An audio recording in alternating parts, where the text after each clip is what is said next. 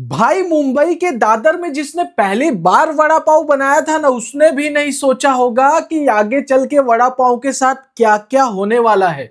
जी हाँ गाइस, आज मैं आपको एक ऐसा वड़ा पाव दिखाने वाला हूं जो देखने के बाद आप भी कहोगे ओ माय गॉड।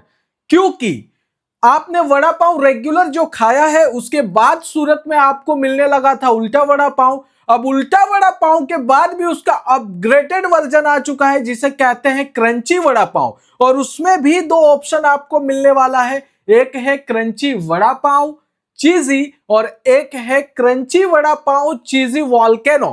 हाँ गाइस, आप सुन के शॉक हो रहे होंगे कि भाई साहब ये क्या हो रहा है। तो बने रहिए मेरे साथ। अभी जो आपने वड़ा पाव प्रिपेयर होते हुए देखा उसके अंदर आप देखिए आलू के मसाले इन्होंने सीधे रख दिए और ऊपर से अमूल का चीज स्लाइस डाला है।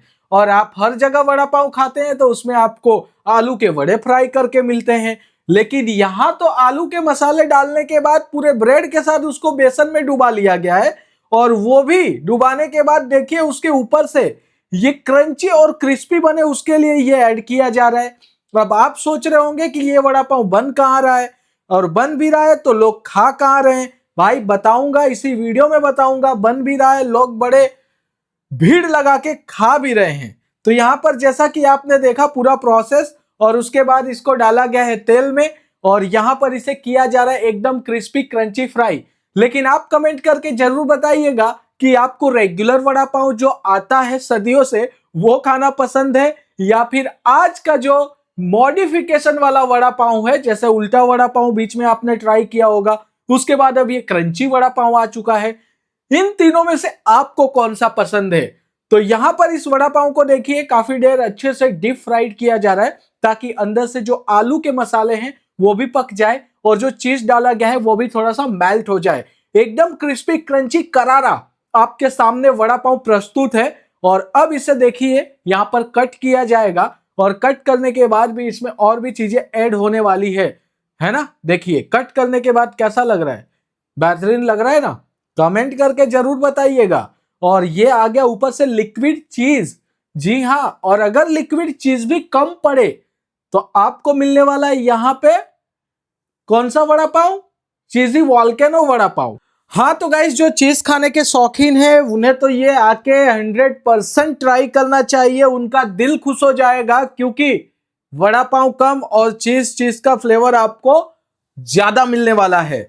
तो अब आपको जो मैंने वड़ा पाव दिखाया था वो था चीजी क्रंची वड़ा पाव। ये है चीजी क्रंची वॉल्केनो वड़ा पाव। जी हाँ, चीज वॉल्केनो वड़ा पाव। इसके ऊपर भी चीज डाला जा रहा है और उसके बाद इसके ऊपर भी ऐड किया जाएगा लिक्विड चीज।